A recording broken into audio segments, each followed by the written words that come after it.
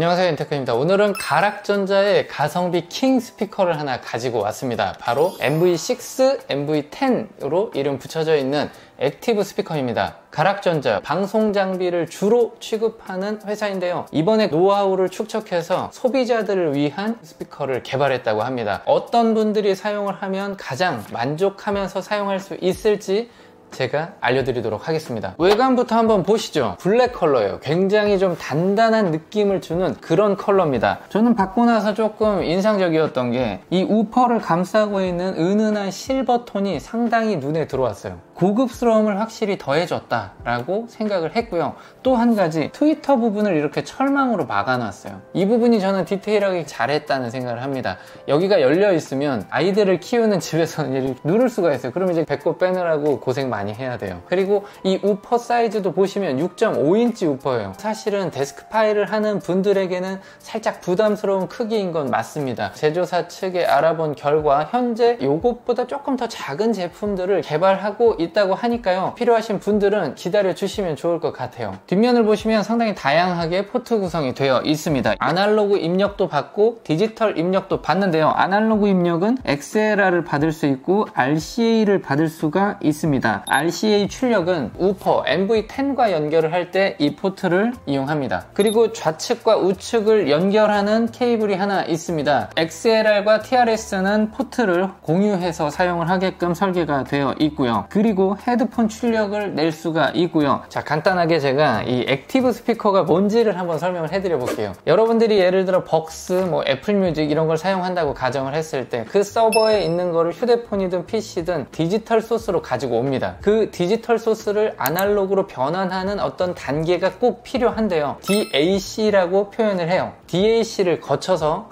앰프단을 거쳐서 그 아날로그 신호가 스피커로 들어왔을 때 나오는 게 이제 패시브 스피커예요. 그런데 그 앰프단을 이 안에다 넣어 놓게 되면 액티브 스피커라고 부릅니다. 얘는 하나 더, DAC도 필요가 없는 그런 제품이에요. 왜냐, USB라고 적혀 있는 거 보이시죠? 케이블을 보시면 앞단은 B타입으로 되어 있고요, 끝단은 C타입으로 되어 있습니다. C타입에서 A타입으로 변환하는 젠더까지 들어 있습니다. 자, 그러니까 스피커 쪽에는 이 단자를 꽂아주고 C타입 쪽을 PC든 모바일 기기든 연결을 해주면 얘가 바로 입력을 받아서 디지털 소스를 아날로그로 변환한 다음 앰프까지 거쳐서 스피커로 나오게 해주는 초간단한 연결 방법을 제시했습니다. 뭐길래 저렇게 길게 얘기를 하지? 라고 할 수가 있어요. 사실은 아무리 좋은 시스템을 가지고 있더라도 셋업하는데 어려움을 겪어서 제대로 연결하지 못하면 이상한 소리가 나오게 됩니다. 가락전자의 이 MV6 스피커의 컨셉을 한번 살펴봤더니 엔트리 모델의 상향 평준화를 꿈꾸는 모델인 것 같습니다. 기본적으로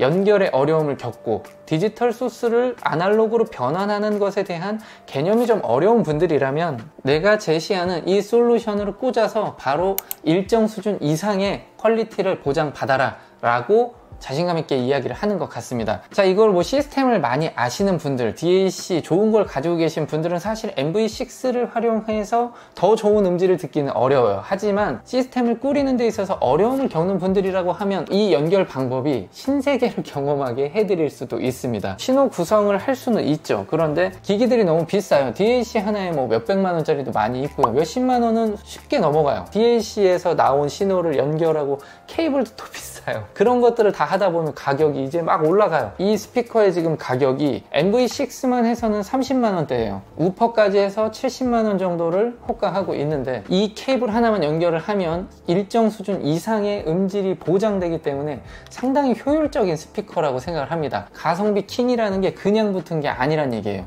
자, 제가 테스트를 한번 해볼게요. 일단 소리가 나오나 안 나오나.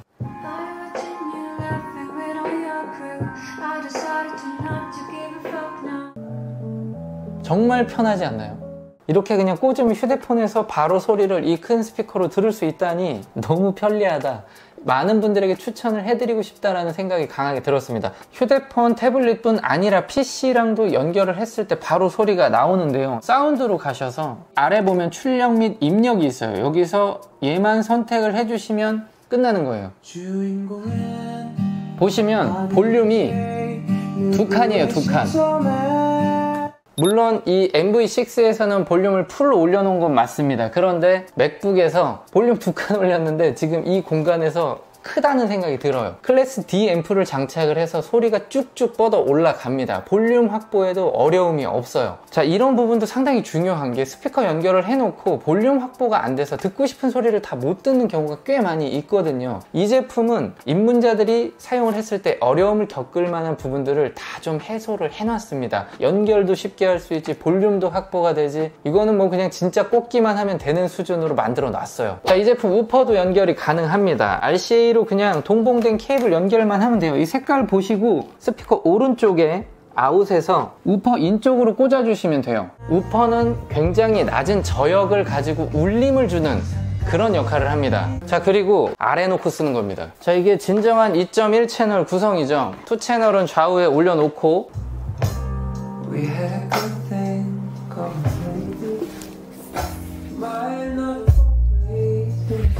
가정집에서 사용을 하신다고 하면 이 우퍼는 층간소음의 원인이 되기 때문에 사실은 사용하기가 어려울 거예요. 하지만 스튜디오를 운영하시거나 아니면 컨텐츠를 제작하는데 독립된 공간이 있다고 하면 분명 저음, 베이스킥 이쪽에서 오는 감동이 확실히 다를 겁니다. 우퍼를 사용하지 않더라도 베이스를 부밍할 수 있고 조금 깎아줄 수 있습니다. 그리고 트래블도 조정을 할 수가 있어요. 스위치로 간편하게 조작할 수 있기 때문에 뭐 어디 어플에 들어가서 막 이러지 않아도 돼요. 그냥 직관적으로 바꿔놓고 괜찮은가 들어보면 되는 거예요. 디테일하게 막 조정할 수는 없지만 그래도 최소한의 조정값을 줬다라고 하는 게 입문자들한테는 저는 상당히 좋은 기능이라고 생각을 합니다. 자, 그러면 이제 편의성, 기능 이런 거는 좀 떠나서 소리가 어떤지 그 얘기를 한번 해볼게요. 스피커니까 당연히 소리가 제일 중요하겠죠. 이 제품 제가 연결을 하고 딱 듣자마자 느꼈던 부분은 저음이 상당히 고급스럽다. 그리고 양감이 많다. 소리만 큰 게 아니라 양이 이렇게 넘어오면서 감싸는 느낌이 있었습니다. 그리고 저음의 입자가 상당히 고와요. 음악을 듣는 데 있어서 비트감이 있는 것들 있죠. 둥둥둥둥 거리는 사운드를 들었을 때는 진짜 매력적이었습니다. 그리고 넷플릭스나 웨이브 등에서 예능이나 영화를 좀 많이 봤는데 저는 개인적으로 이 스피커 멀티미디어 환경에서 사용할 때 더 좋은 것 같아요. 음악도 음악이지만 그런 미디어를 들었을 때 압도되는 무언가를 제공을 했습니다. 웅장한 음들을 표현하는 데 굉장히 최적화되어 있다. 그러면서 까랑까랑한 고음을 가지고 있기 때문에 약간의 청량함도 줄 수가 있어요. 쭉 사용을 하면서 이게 왜 30만원대에 출시가 돼서 1차 물량이 완판됐는지 알겠다 싶은 그런 느낌이 들기도 했고요. 500만원, 300만원짜리 액티브 스피커보다 좋은 거냐라고 묻는다면 사실 또 그럴 수는 없죠. 댐핑력은 확실히 조금 떨어져요. 특히 고음부에서는 디테일함도 조금 부족하다라는 느낌이 들었습니다. 살짝 풀어져서 나오는 고음, 그리고 그들끼리의 아주 맑고 깨끗한 고음을 뽑아내지는 못했어요. 하지만 저음 기반에서 개운함을 주기에는 충분했습니다. 소리를 들려드리기 전에 액세서리를 하나 더 보여드릴게요. 중요한 아이템이에요. 스피커를 올려놓는 받침대인데요. 소리는 공기를 타고 와요. 이 스피커가 여기서 막 부르르 떨고 이 책상의 어떤 진동을 견뎌내지 못하면 소리가 들리는 게 아니라 잡소리들만 들려요. 그래서 얘네들을 사용해서 스피커가 진동을 잡을 수 있게 노력을 해줘야 됩니다. 여러분들께서 쓰고 안 쓰고의 차이는 진짜 바로 느끼실 거예요. 올려놓고 테스트를 해볼게요. 현재 무선 연결을 해놨습니다.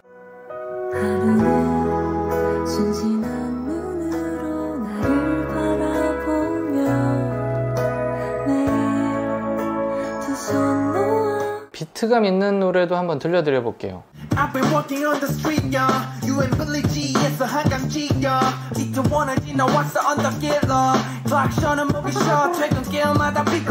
더 다양한 노래를 들려드리고 싶지만 제가 수음을 할 수 있는 환경이 또 제대로 다 들려드릴 수가 없기 때문에 느낌만 좀 전달을 해드리자면 확실히 저음부, 베이스를 타고 나오는 음질이 상당히 수준급이다 라고 생각을 할 수가 있겠어요. 자, 그리고 제가 또 굳이 찾아낸 단점이라고 하면 액티브 스피커인데 무선 연결 솔루션이 없어요. 요즘 시대에는 사실 헤드폰, 이어폰도 선이 있는 거 잘 안 쓰시잖아요. 이유가 그게 편리하니까. 음질이 아무리 좋아도 선이 있는 이어폰을 쓰는 게 이제는 불편해서 못 쓰겠다라고 하시는 분들이 많단 말이에요. 스피커도 그렇기 때문에 소스 기기를 꼭 유선으로 연결해야만 하는 이 구조가 불편할 수가 있어요. 저도 그래서 찾아봤어요. 얘를 어떻게 무선화할 수 있을까. 크롬캐스트를 활용하는 방법, 블루투스 리시버를 다는 방법, 여러 가지가 있는데 제조사 엔지니어에게 제가 한번 물어봤습니다. MV6 어떤 매칭을 했을 때 무선 솔루션 가장 좋겠습니까? 벨킨의 제품이었어요. 사운드폼 커넥트예요. 추천을 해주셔서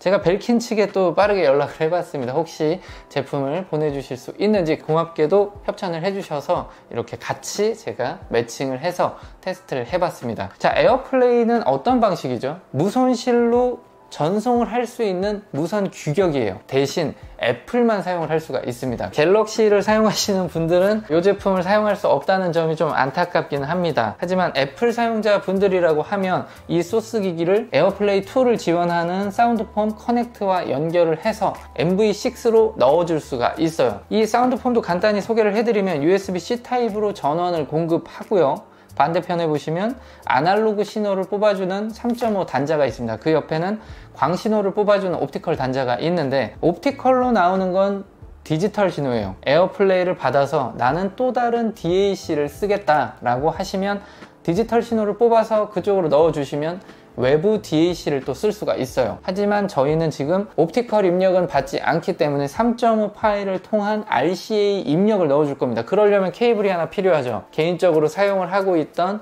Y 케이블이에요. 벨킨 쪽을 연결하고요. 이쪽에 보시면 인풋 단자가 있어요. 자, 여기서 하나 주의하실 게 있습니다. 입력을 조절하는 단자가 없습니다. 여러 개가 들어가면 여러 개가 믹스돼서 나온다고 합니다. 인풋을 하나만 꽂는 걸 추천을 드릴게요. 자, RCA 입력을 넣어주시고요. 전원 연결을 해보겠습니다. 녹색불이 들어오고 있죠? 한 가지 절차가 필요합니다. 이쪽에 보시면 제품을 연결하기 위한 NFC 단자가 있는 것 같아요. 이런 식으로 붙여주면 오디오 수신기라고 뜹니다. 연결을 할 수 있게끔 가이드를 해줘요. 둘이 연결을 하고 이 공간에 있는 와이파이 안에 넣어 놓으면 같은 네트워크 안에 들어와 있는 애플 기기로는 사운드폼 커넥트에 전송을 할 수 있게 됩니다. 사운드폼 커넥트가 옵션에 뜨고 있어요.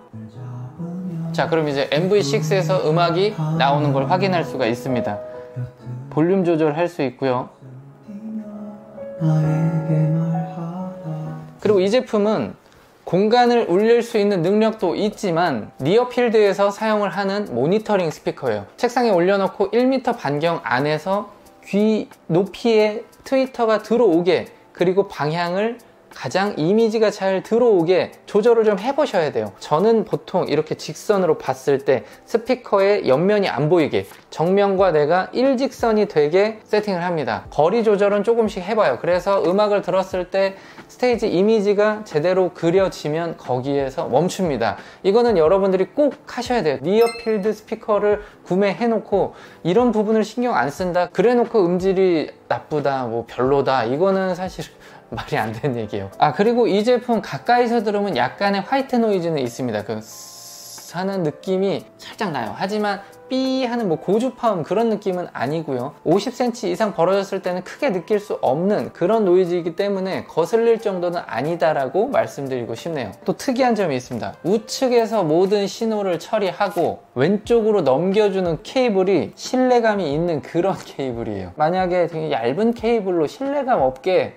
전달을 하다 보면 얘는 굉장히 좋은 음질이 나고 왼쪽에서는 뭔가 좀 이상한 음이 나온다라고 플라시보적으로 생각할 수가 있는데, 이러한 디테일도 가락전자에서 상당히 신경을 많이 썼다 라고 인식을 할 수 있었어요. 정리를 한번 해보겠습니다. MV6, MV10 가정 환경에서 쓸 때는 사실 MV10까지 선택하시는 건 약간 오버 스펙이 될 수 있어요. 하지만 독립된 공간이 있다고 하면 MV10의 저음도 꼭 한번 경험을 해보시길 추천을 드리고요. MV6 두 개만 구매를 해서 어지간한 베이스 음은 다 들으실 수가 있어요. 엔트리 모델 중에서 나는 액티브 스피커, 모니터링 스피커를 찾고 싶다, 내가 뭔가 작업한 걸 제대로 듣고 싶다, 아니면 음악을 좀 더 섬세하고 파워풀하게 듣고 싶다, 근데 어려운 거는 내가 자신이 없다라고 한다면 이 제품이 정답이 될 수가 있어요. 가성비로는 강추 드릴 수가 있겠습니다. 개인적으로 주변에서 액티브 스피커 사고 싶은데요 라고 했을 때 PC나 이런 유선 연결 환경이라고 하면 무조건 추천을 드리고, 무선 솔루션도 제가 제시를 해드렸기 때문에 조금 더 편리한 편리하게 쓰고 싶으신 분들에게도 추천을 드려 볼게요. 자, 가락전자 제품 제가 처음 사용해 봤는데 너무 크게 만족을 해서 다음 제품도 기대가 되고, 이 제품도 제가 계속 사용을 해보면서 추가적인 이슈에 대해서도 말씀드리도록 하겠습니다. 감사합니다. 지금 제가 본업을 하던 곳에 와서 사용하던 제네렉 1030A하고 바로 위아래로 붙여놨더니 완벽하게 똑같아요. 그러니까 제네렉 1030A가 6.5인치 우퍼를 탑재한 동일한 사이즈의 제품이었던 거예요. 제네렉만큼의 해상도를 보여주지는 못했지만 저음의 그런 밀도감, 양감은 뒤지지 않는다 라고 생각을 할 정도로 괜찮은 제품입니다. 제네렉과 붙여놔도 고급스러움이 아주 막 엄청나게 밀리지는 않는데요.